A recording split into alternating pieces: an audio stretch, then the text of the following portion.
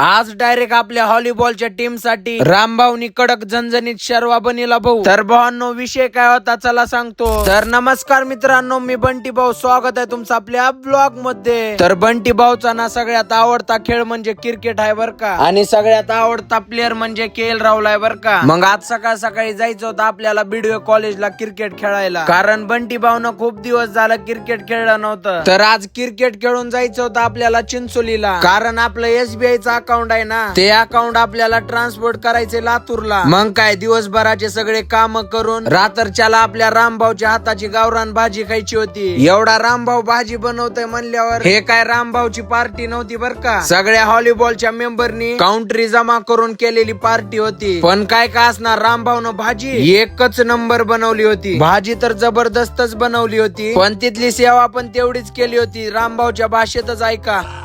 अंगाच घेऊ नका, मला काला चुरून खाऊ घालतो, थांबा जरा. असली गावरान भाजी पुन्हा खायची असेल तर पुढच्या वर्षी व्हॉलीबॉल लवकरच चालू करावं लागते खेळायला. तर भावांनो, ब्लॉग आवडला असेल तर लाईक करा, कमेंट करा, शेअर करा. भेटू आपण नेक्स्ट ब्लॉगला. Bye bye.